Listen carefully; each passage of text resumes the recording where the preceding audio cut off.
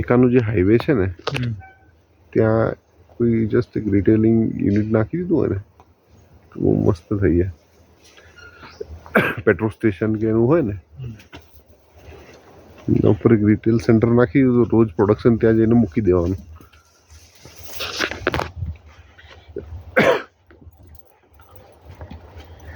આ લોકો local cell નથી કરતા ને?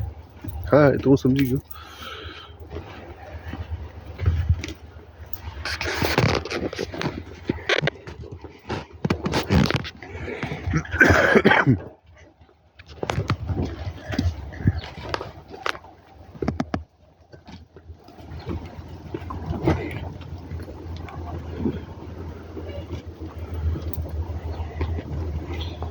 સ્પ્રે છે આઈ થિંક, સ્પ્રે થોડા ઘણા